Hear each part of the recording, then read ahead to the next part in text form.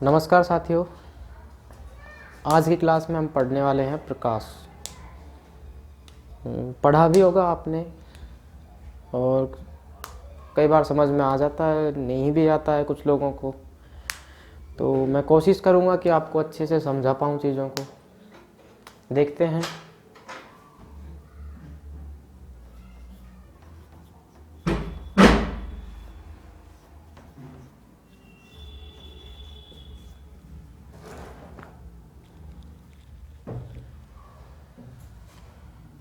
तो हम लोग जानते हैं कि हमें जो वस्तुएं दिखाई देती हैं वो वस्तुएं प्रकाश की वजह से दिखाई देती हैं, और अगर अंधेरा हो जाता है तो नहीं दिखाई देंगी।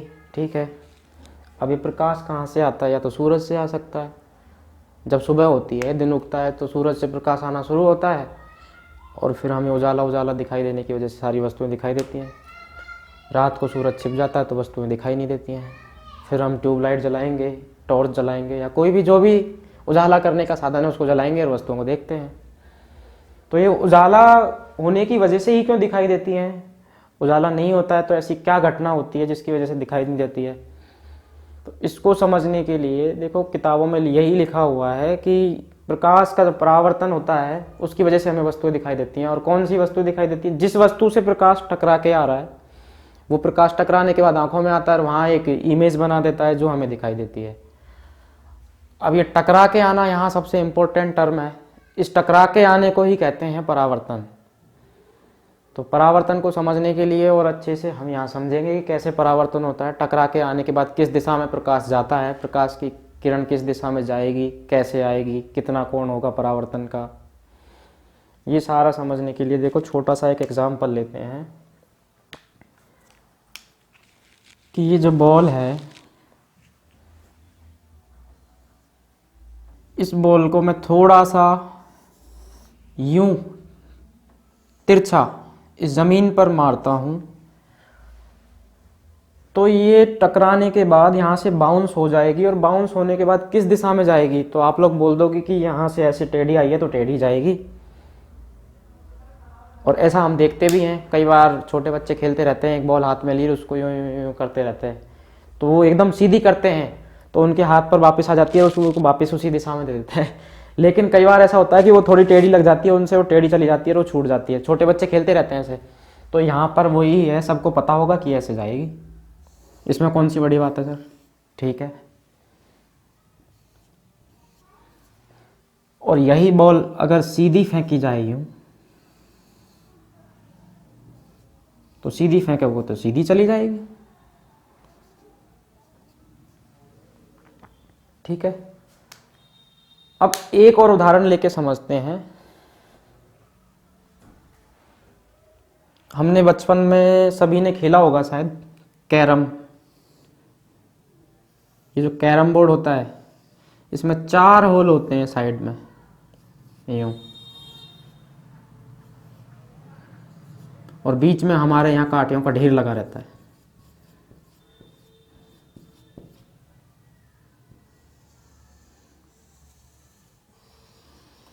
तो हम क्या करेंगे, यहाँ से हमें इधर भेजनी होती है कांटी, और एक हमारे पास स्ट्राइकर होता है ऐसे। तो देखो, इसको मैं भेजना चाह रहा हूँ तो हम क्या है, ऐसे ऐसे ऐसे निशाना लगा के, ऐसे निशाना लगाता है। कोई छोटा बच्चा होगा ना, उसको नहीं पता ये जाएगी कैसे, उसको ये पता है, उसको नहीं पता इसके पीछे नियम कौन सा लगता है, क्या होता है, नहीं पता। बस उसको इस छेद में डालनी है वो, अगर ये, तो वो ऐसे करेगा, इसको इस होल में अगर लाना है, इधर से यूं मारेगा, और मारने के बाद उसको पता है कि ये यहाँ से लौट के आएगी तो ऐसे आएगी टेढ़ी। मतलब छोटा बच्चा भी जानता है, लेकिन हम इन चीज़ों को नोटिस नहीं करते हैं कभी। वैसा ही सेम केस यहाँ प्रकाश की किरण के साथ होता है। अगर ये प्रकाश की किरण है, यहाँ सूरज से आ रही है ये,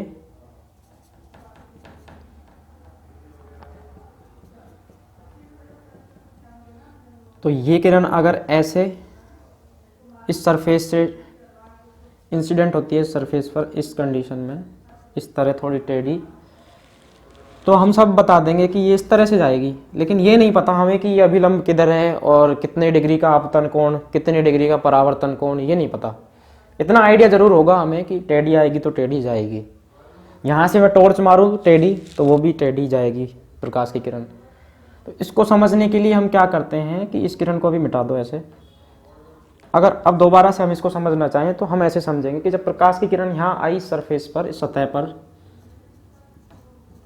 तो इस सतह को पहले बात तो ये समझो कि ये सतह है, इससे टकरा के वापस जाएगी। तो जिस सतह से टकरा के वापस प्रकाश की किरण जाती है उस सतह को कहते हैं परावर्तक सतह।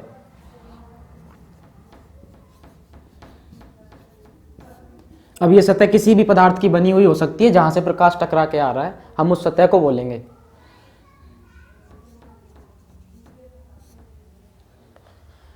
अब देखो यहां से ये आई है तो हमें नियम के अनुसार अगर चले, हम परावर्तन का जो नियम है उसके अनुसार चलते हैं, तो वो नियम ये कहता है कि प्रकाश की किरण ऐसे आई है, किसी बिंदु पर गिरी है आकर, तो उस बिंदु पर आप सबसे पहले एक अभिलंब खींच दो।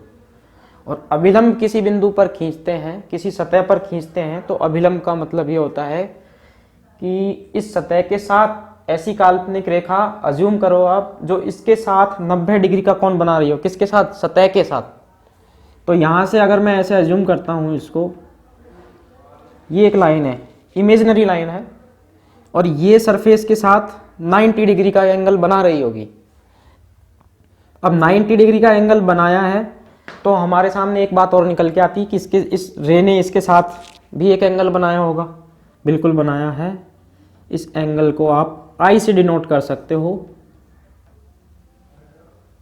Angle of incident.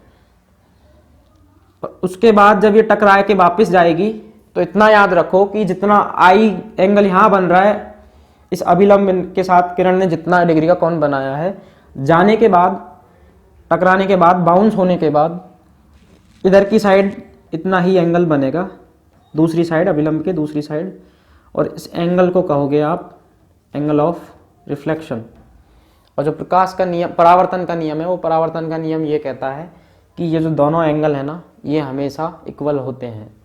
तो इसको ऐसे लिखा जा सकता है, angle of incidence equal to angle of reflection. इसको हिंदी में कहते हैं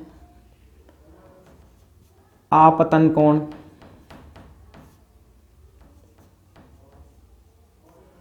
और यहां इसको कहते हैं परावर्तन कोण।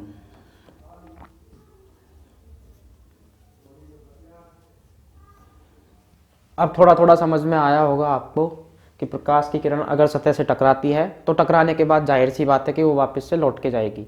अगर यही सतह है पारदर्शी हुई तो भी जाएगी क्या वापस? नहीं, तो वापस नहीं जाएगी, फिर आर पार निकल जाएगी। तो परावर्तन के लिए पहली कंडीशन तो ये होनी चाहिए कि जिस सतह पर आप प्रकाश डाल रहे हो या जिस सतह पर प्रकाश सूरज से आ रहा है वह सतह पारदर्शी नहीं हो, अपारदर्शी होनी चाहिए। और दूसरी कंडीशन ये निकल के सामने, एक कंडीशन और भी होती है, एक कंडीशन, दूसरी कंडीशन ये है कि जितनी चमकीली होगी ये सतह, परावर्तन की जितनी चमकीली होगी सतह, तो सारी की सारी किरणों को वापस भेज देगी। ऐसे कम चमकीली होगी तो सारी की सारी किरणों को वापस नहीं भेज पाएगी, कुछ किरणें यहीं दम तोड़ देती हैं। अगर चमकीली होगी तो जितनी इस पर आएंगी सबकी सबको वापस भेज देगी, और कुछ किरणों को ये रख लेगी अगर ये चमकीली नहीं है तो। अब जैसे आपने देखा होगा जो बर्तन होते हैं हमारे किचन में, देखे होंगे आपने, काफ़ी बर्तन ऐसे चमकीले होते हैं तो उनमें हमारी शक्ल दिखने लग जाती है। या फिर आपकी चमकीली सतह, फोर व्हीलर्स की जो विंडो होती है, उस विंडो को ओपन करने के लिए, डोर ओपन करने के लिए जो हैंडल होता है ना, वहाँ पे क्रोम की पॉलिश लगी हुई रहती है उन हैंडल्स पर, तो वहाँ भी शक्ल दिखने लग जाती है। चमकीली सतह है तो चमकीली सतह पर शक्ल दिख सकती है। अब वो शक्ल दिखेगी तो बाद में पढ़ेंगे। नॉर्मल सतह पर क्यों नहीं दिखती? क्योंकि ये पूरी की पूरी प्रकाश की किरण, जैसे मेरे यहाँ ऊपर से किरण आ रही है सूरज से, तो यहाँ से एक किरण टकराएगी, एक क्या बहुत सारी किरण आएंगी, और वो टकरा के वापस यहाँ, अगर शीशा लगा हुआ है मेरे सामने, तो टकराने के बाद उस पर जाएंगी शीशे पर, और शीशा उन किरणों को वापस से टकरा के हमारी जो कोई दूसरा देख रहा होगा उसकी आंखों में जाएगी, और उसको मेरी इमेज उस शीशे में दिखने लग जाएगी। लेकिन अगर वो शीशा यहाँ से टकराने के बाद जितनी किरण उस शीशे में गई उनको वो पूरी की पूरी को नहीं भेजता, तो उसको क्लियर नहीं दिखती इमेज। और यहाँ पे अगर कोई स्टील का बर्तन रख दिया जाए जो चमकदार है, तो वो पूरी की पूरी किरणों को वापस नहीं भेजेगा इधर टकरा के। यहाँ मेरे सिर पर आई कोई प्रकाश की किरण और वो टकरा के शीशे में गई, और इस बार शीशा नहीं, इस बार बर्तन है, तो बर्तन से टकराने के बाद वो वापस से इधर जाएगी दूसरी तरफ, और यहाँ पर कोई देख रहा होगा तो उसको मेरी शक्ल उस बर्तन में दिखने लगेगी, लेकिन उतनी अच्छी नहीं दिख पाएगी जितनी शीशे में दिख रही थी। तो इसका मतलब ये होता है कि प्रकाश की जो किरणें वहाँ से लौट के यहाँ से जा रही हैं, वो टकराने के बाद पूरी की पूरी नहीं आ पा रही हैं। बर्तन कुछ किरणों को अपने पास रख लेता है, लेकिन शीशा ऐसा नहीं करता। शीशे पर आप जितनी प्रकाश की किरण डालोगे सारी की सारी वापस आ जाएगी। ये आगे पढ़ेंगे हम और देखेंगे। अब देखो एक चीज़ और समझने की कोशिश करते हैं।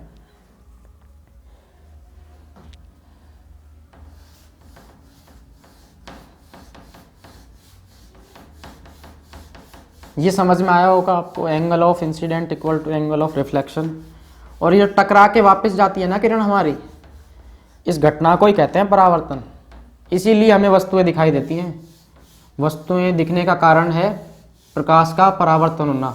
जो भी वस्तु दिखाई दे रही है ना, उस वस्तु से प्रकाश का कुछ ना कुछ भाग परावर्तित होकर आपकी आंखों में आता है, और वो परावर्तित भाग आपकी आंखों में एक प्रतिबिंब का निर्माण करता है, इमेज बनाता है। उस इमेज को आप देख पाते हैं तो कह पाते हैं कि सामने मोटरसाइकिल खड़ी है।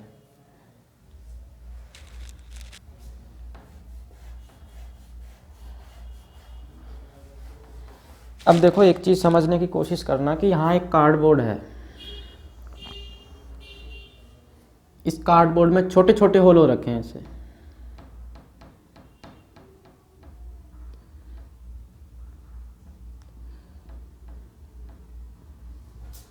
और यहाँ हमने कोई सोर्स रख दिया है लाइट का। भले ही आप सूरज मान सकते हो, सूरज की तरफ इस कार्डबोर्ड को कर दो, मान लो, कोई दिक्कत नहीं है। ये सोर्स है लाइट का।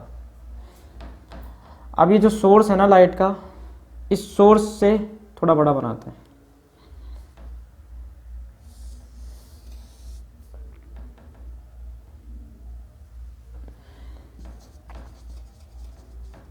सोर्स ऑफ लाइट,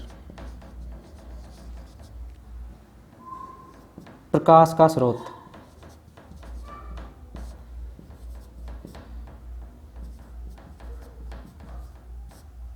अब यहां से देखो कुछ किरण निकल के जाएंगे। अगर प्रकाश का स्रोत है तो वहां से प्रकाश निकलेगा।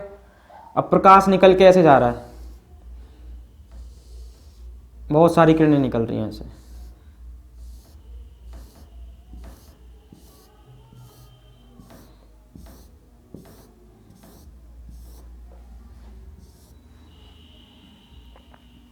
अब ये देखने की कोशिश करना आप कि इन होल्स से प्रकाश का कुछ भाग ऐसे निकल के जाएगा, ऐसे, इस होल से भी, इस होल से भी, यहाँ पे जो ऐसे। अब मैं इन जो छेद किए हैं इनकी संख्या और बढ़ा दूं तो यहाँ पे जैसे ये किरण आई, रुक गई, आर पार नहीं निकली, लेकिन मैंने यहाँ छेद कर दिया। तो अब ये देख पा रहे होंगे आप, ये देखो कि प्रकाश से यहाँ पे सूरज, उजाला तो बहुत आ रहा है, यहाँ पे किरणें बहुत आ रही होंगी, इसका मतलब अनंत आ रही हैं, लेकिन उसका कुछ भाग निकल पा रहा है। जैसे देखो इस छेद से एक थोड़ा सा भाग निकल पाया है। अगर मैं इस होल को और बारीक कर दूं, और बारीक कर दूं, तो बिल्कुल एक किरण सी दिखाई हुई जाती हुई दिखाई देगी आपको ऐसे। और कई बार ये घरों में भी देखने को मिलता है हमें कि जो खिड़की होती है उसमें छोटे छोटे छेद होते हैं, उन छेदों से प्रकाश आता है। और जब प्रकाश छोटे छेद से आएगा और वो किरण के रूप में ऐसे जाएगा, दीवार पर टकराएगा, जहां भी टकराएगा, तो वो किरण हमें दिखाई देने लगती है, उसमें धूल के कण दिखाई देने लगते हैं। तो प्रकाश की ये किरण, अब उन बहुत सारी किरणों को अगर इकट्ठा कर दिया जाए, उस जाली का जो जाली में से प्रकाश आ रहा है, उन छेदों को और बहुत सारा बड़ा कर दें ऐसे, तो वो दीवार पर उजाले के रूप में दिखने लग जाएगा, ऐसा लगेगा वहां उजाला हो रहा है। तो अब समझ में आया होगा कि ये जो प्रकाश है, इसकी बहुत सारी किरणें अगर इकट्ठी हो जाती हैं तो ये प्रकाश उजाले की तरह ऐसा लगता है उजाला हो रहा है यहाँ। और अगर उसका एक भाग छोटा सा इस छेद से गुजारा जाए तो हमें वो किरण के रूप में दिखाई देता है। तो अब आप समझ पा रहे होंगे कि जो उजाला होता है ना, उसमें बहुत सारी किरणें होती हैं। अब वैज्ञानिकों ने हमें यह भी बता दिया कि जो प्रकाश की किरण जा रही है ना, कुछ वैज्ञानिक ऐसा कहते हैं कि छोटे छोटे कणों से मिलकर बनी है,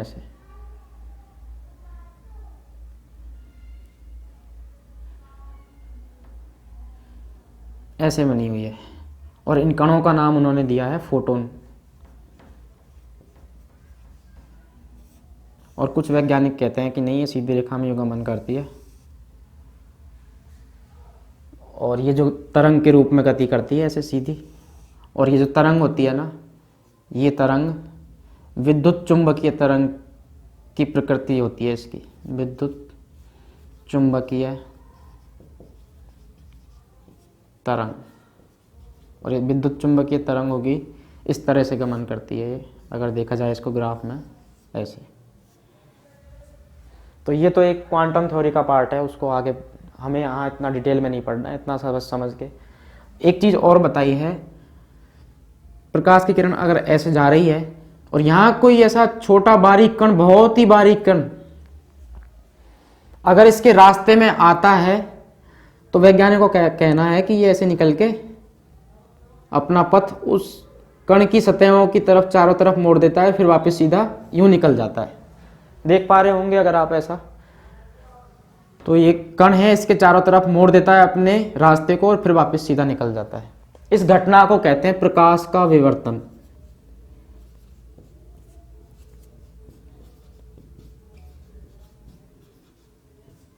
इनके बारे में ज़्यादा डिटेल में देखेंगे बाद में, हमें नहीं पढ़ना, हमें अभी सिर्फ प्रकाश का परावर्तन समझना है। उस परावर्तन की वजह से हमें वस्तुएं दिखाई देती हैं, ये है हमारा तो मुद्दा।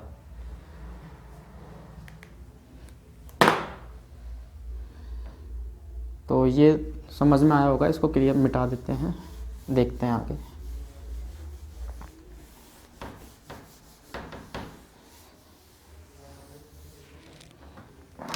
अब मैंने आपको एक चीज़ बताई थी कि परावर्तक सतह है,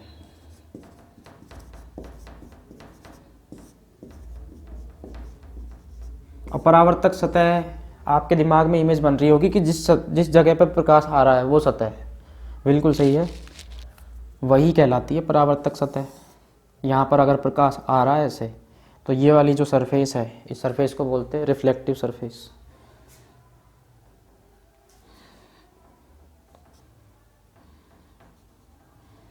अब ये सतह जितनी चमकीली होगी उतना ही ज़्यादा अच्छा परावर्तन कर पाएगी। चमकीली से मेरा मतलब चमक तो समझते ही आप। अब जितनी चमक होगी, तो चमक किस में होती है, फिर आप चमकीली वस्तुओं को भी जानते हैं। स्टील के बर्तन होते हैं, चमकदार होते हैं, उनमें शक्ल दिखती है। ज़्यादातर स्टील के बर्तनों में देखेंगे किचन में, बाकी तो शीशा होता है, वो सबसे चमकदार होता ही है वो। उस पर आप थोड़ी सी भी प्रकाश की किरण डालते हो, वो किरण वापस के वापस लौट के आ जाती है पूरी की पूरी। और उसके सामने अगर खड़े होते हो, तो जो इमेज बनती है हमारी मिरर में, वो एकदम क्लियर बनती है। जैसे हम सामने खड़े हैं वैसी की वैसी दिखाई देती है, कोई धुंधली नहीं दिखाई देती है। तो उसके पीछे क्या होता है, ये जो सरफेस है ना, जैसे ये हमारा मिरर है, तो उसके पीछे की तरफ एक मटेरियल की पॉलिश कर दी जाती है। ये मटेरियल बहुत चमकीला होता है, और चमकीला होने की वजह से ये प्रकाश की जितनी भी किरण इस पर आती है ना, सभी की सबको वापस रिफ्लेक्शन कर देता है, उनका परावर्तन कर देता है। तो ये मटेरियल का नाम दिया है सिल्वर नाइट्रेट।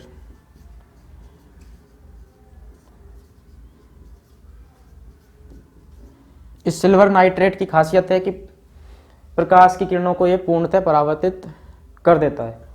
तो यहाँ पर भी ऐसे देखो आप, प्रकाश की किरण आ रही है, ऐसे आई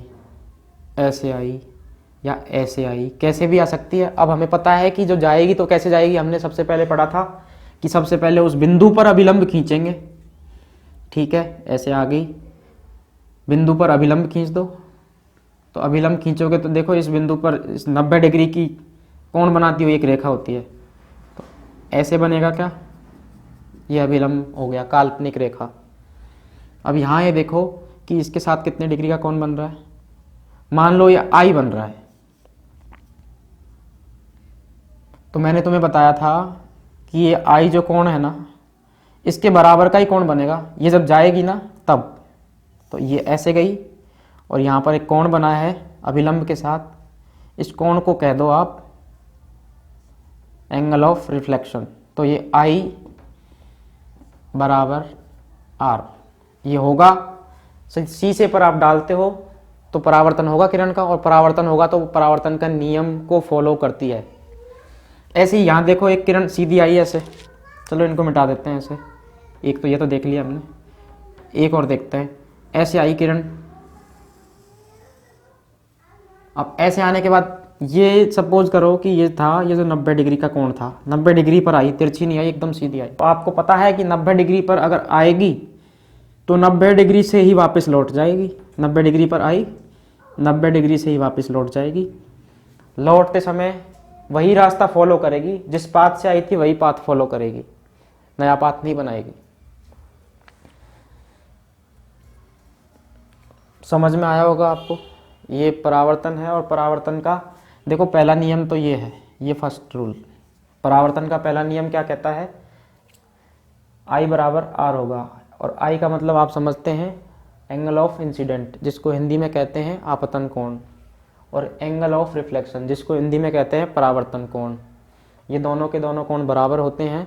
और ये जो रे होती है ना, इस रे को हम नाम दे देते हैं आपतित किरण।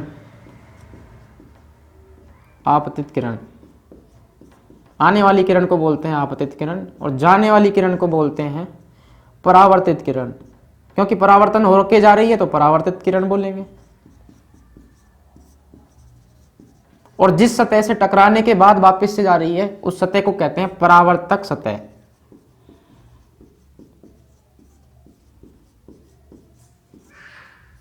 और ये अभिलंब तो आपको मैंने बताया था, जिस बिंदु पर प्रकाश की किरण आकर गिरती है उस बिंदु के साथ, उस बिंदु पर हम एक ऐसी काल्पनिक रेखा मानते हैं या बनाते हैं जो सतह के साथ 90 डिग्री का कोण बनाए। तो यहाँ भी देखो 90 डिग्री का कोण बना रही है, ये अभिलंब कहलाता है।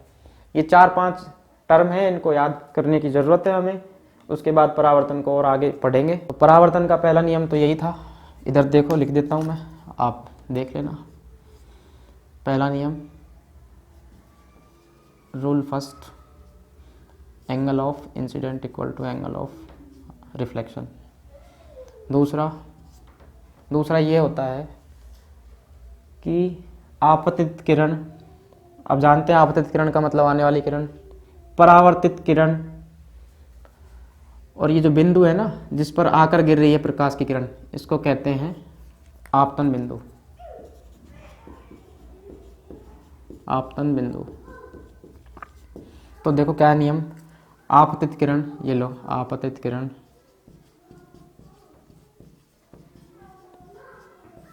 परावर्तित किरण, जो परावर्तन होने के बाद जा रही है, परावर्तित किरण। तीसरी चीज है हमारी आपतन बिंदु।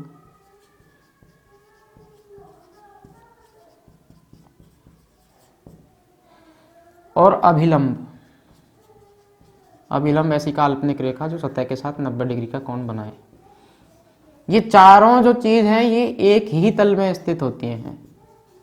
एक ही तल को बोलते हैं अंग्रेजी में प्लेन। तो ये एक ही प्लेन में प्रेजेंट रहती हैं, एक ही तल में उपस्थित रहती हैं। तो ये परावर्तन के 2 रूल हैं सिंपल से, इनको आप याद कर लेना। आज के लिए इतना ही, मिलते हैं नेक्स्ट लेक्चर में।